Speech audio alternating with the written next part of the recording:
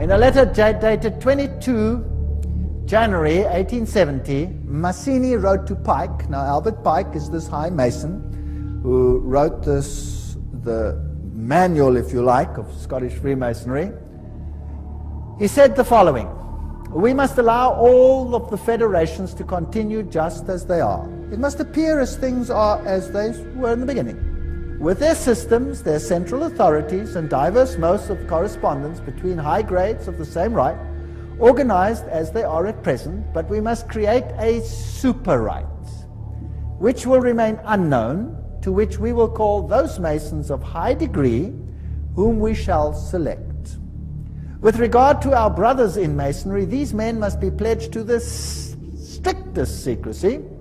Through this supreme right, we will govern all Freemasonry, which will become the one international center, the more powerful because its direction will be unknown." Now, Albert Pike wrote a letter to Mazzini, and that was dated August 15, 1871, in which he propagated that there should be a world order, a one order where all nations are under the control of one central organization. And in order to achieve this, they planned, and there are numerous quotes for this, so I've put a number on the screen because some will say, I don't trust this, I don't trust that, I don't trust the other.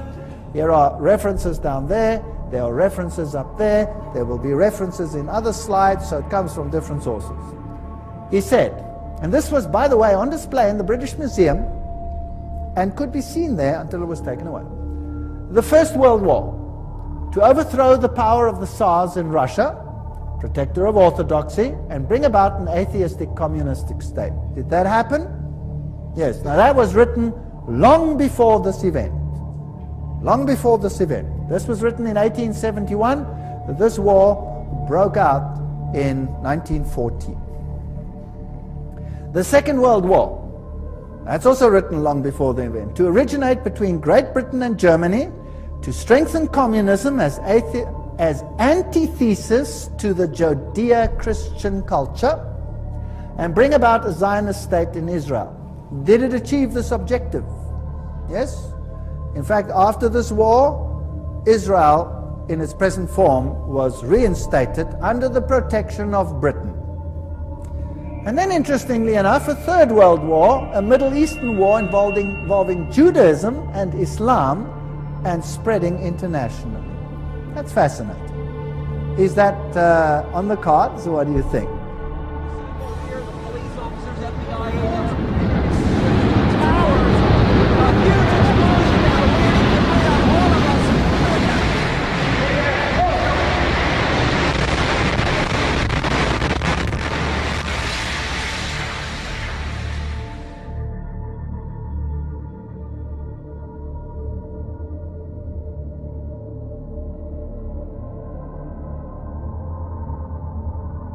Certainly sounds like we are on track. Well, here's another quote, just in case people don't like that quote. Mazzini with Pike developed a plan for 3 world wars so that eventually every nation would be willing to surrender its national sovereignty to a world government. The first war was to end the Tsarist regime in Russia, the second to allow the Soviet Union to control Europe, the Third World War was to be in the Middle East between Muslim and Jews and would result in Armageddon. Interesting. Now, how were they going to do it? Let's read what Albert Pike wrote about these wars and how they were going to be unleashed. He wrote, quote, "We shall unleash the nihilist and the atheist," so the destroyer and the atheist, "and we will provoke a formidable social cataclysm which in its horror will show clearly to the nations the effect of absolute atheism.